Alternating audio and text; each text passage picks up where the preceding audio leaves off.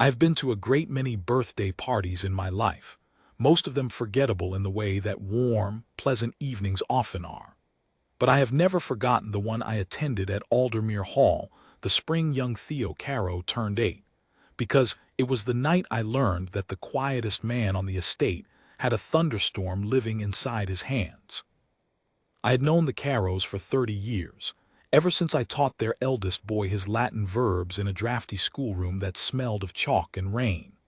By the time of this party I was retired, my hair gone the color of ash, and I had been invited the way old family friends often are, as a kind of living decoration, someone who remembered the house when the ivy was thinner and the roof didn't leak. The drawing room at Aldermere had been dressed for the occasion with more candles than I had ever seen lit in one place. Dozens of them, on the mantel, on the side tables, tucked into brass holders along the windowsills, so that the whole room glowed amber and gold. At the center of it all stood a grand piano, a magnificent instrument with a lid the color of dark honey, which I had heard played exactly twice in 3 decades, both times badly, by guests who mistook confidence for skill.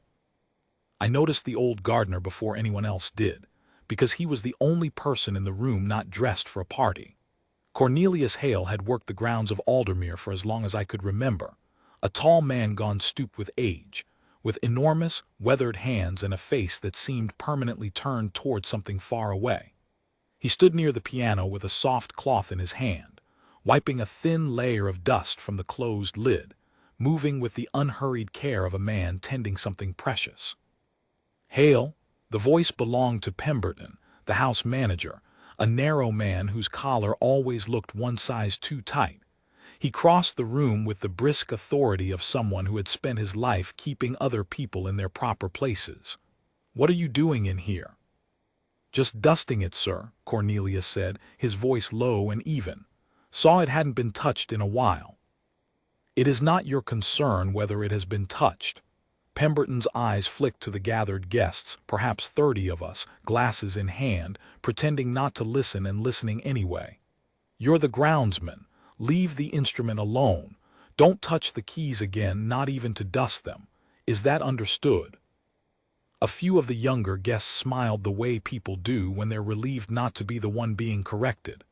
Cornelius lowered his eyes, set the cloth down on the bench with great gentleness, as though it were the instrument and not the rag, and stepped back from the piano. "Understood, sir," he said, and that was the end of it, or so I thought. I felt an old discomfort settle in my chest, the kind I used to feel watching a clever boy get scolded for asking the wrong question at the wrong moment. There was nothing cruel in Pemberton's words, not exactly, only the careless cruelty of a man who has never once wondered what another person might be capable of. I had spent 40 years in classrooms learning to recognize the look on Cornelius Hale's face just then. It was the look of someone folding something away, very carefully, so it would not be seen. The party went on as parties do. Young Theo, the birthday boy, was paraded about by his mother in a small blue jacket that made him look like a sailor on his first voyage. And there was cake, and there was laughter, and there was the particular restless energy of a room full of adults trying to enjoy themselves, while a child grows steadily more impatient for the only part of the evening that matters to him. At last the cake was wheeled out, a tall thing with white frosting and a single tall candle at its center, the number 8 worked into the icing in gold. The lights were dimmed. Someone struck a match. The candle would not light.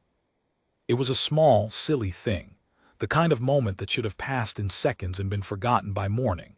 But the wick had gone damp somehow, and the first match sputtered out, and the second, and by the third attempt Theo's face had begun to crumple in the particular way of children who feel a small disaster as though it were the end of the world. His mother laughed gently and reached for a 4th match, and the room laughed with her, kindly, the way rooms do. But Theo had stopped looking at the cake. He had turned, instead, toward the piano, toward Cornelius, who stood near the window where he had retreated after his scolding, half in shadow, watching the boy with quiet, careful attention. "Mr. Hale," Theo said, in the clear, unself-conscious voice of a child who has not yet learned that some questions are not meant to be asked aloud.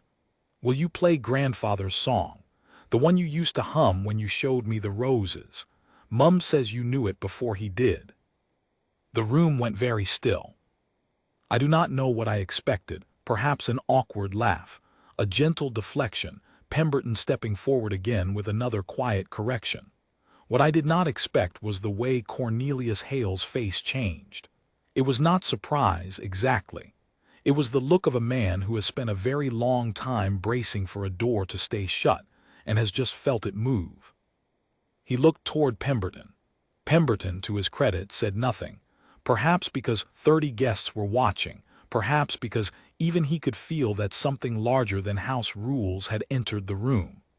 Theo's mother, Mrs. Caro, set down the box of matches entirely and looked at the old gardener with an expression I can only describe as hope.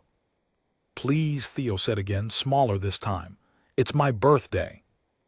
Cornelius crossed the room slowly, the way a man crosses a threshold he has not crossed in a very long time, uncertain whether the floor on the other side will hold his weight. He lowered himself onto the bench, the same bench where, not 2 hours earlier, he had set down a dusting cloth with such tenderness, and for a long moment he simply sat there, his enormous hands resting on his knees, his head bowed, as though gathering something that had been scattered for years and had to be collected piece by piece.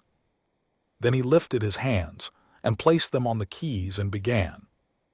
The first notes were so soft I thought at first the room had simply gone quiet around him, a slow, falling phrase in a minor key, each note allowed to ring out fully before the next arrived, like raindrops finding their way down a window pane one at a time.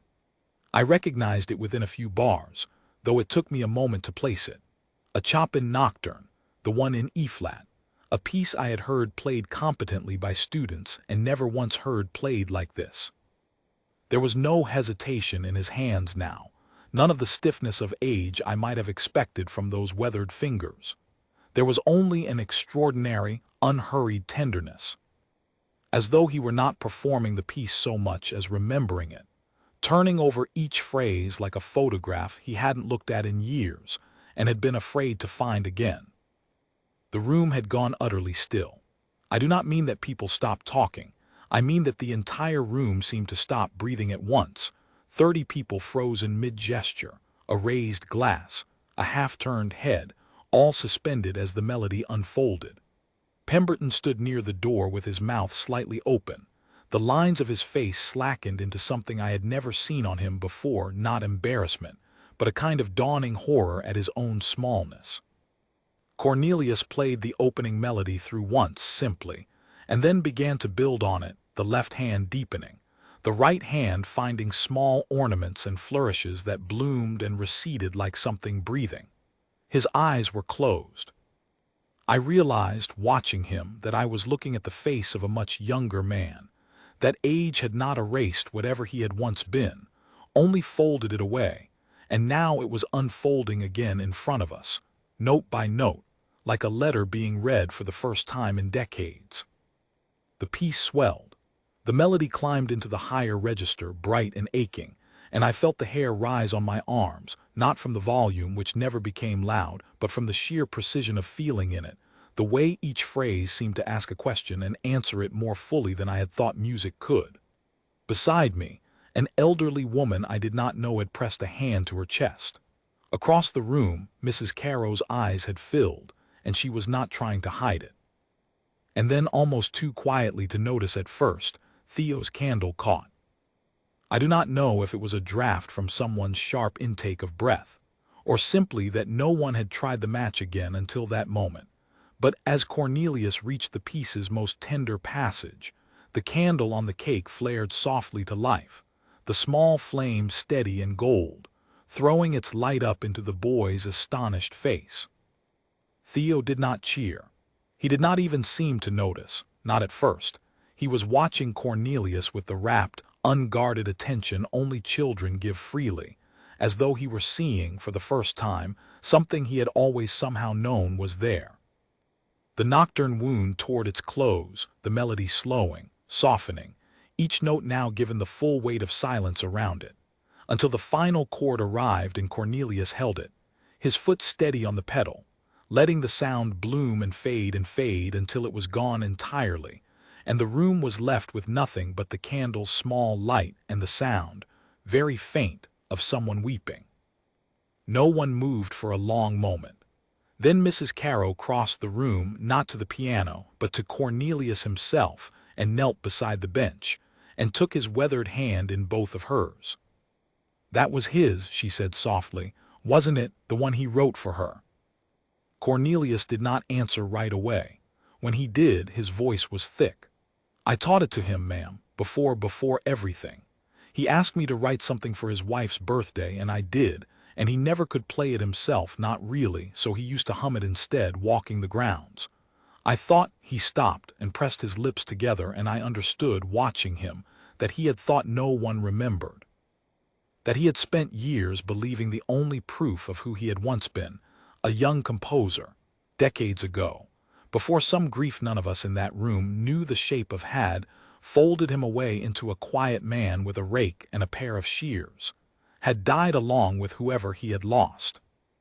"We remember," Theo said simply, climbing onto the bench beside him with the easy confidence of a child who does not yet know he has said something enormous. "Will you teach me?" Pemberton crossed the room then, and for a moment I thought, given the man's history, that he might find some way to make even this moment smaller. Instead, he stood beside the bench, and after a pause that seemed to cost him something, he said, "Mr. Hale, I owe you an apology. I had no idea." He extended his hand, and after a moment Cornelius took it. "No reason you would, sir," Cornelius said gently.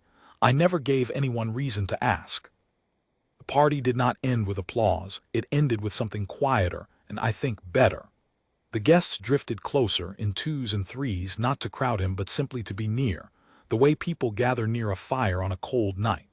Someone asked hesitantly if he might play just one more thing, and he did something simpler this time, a small folk melody I didn't recognize, with Theo's small hand resting on top of his on the keys, following the shape of the notes though he could not yet play them.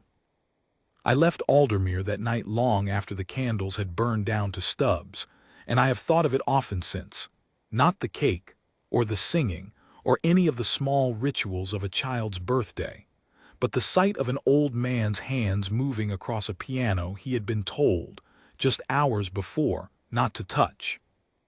I think of how easily that evening might have ended with Cornelius Hale dusting a closed lid in silence for the rest of his years, and how it was, in the end, a boy's simple question, and a candle that refused to light that opened a door 30 years had kept shut.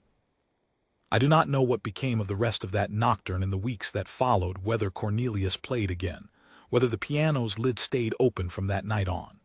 But I know that whenever I think of Aldermere now, I do not picture the grand staircase, or the rose garden he tended so carefully for so long. I picture a single candle catching flame at exactly the right moment, and an old man's face in its light, remembering, at last, who he had always been.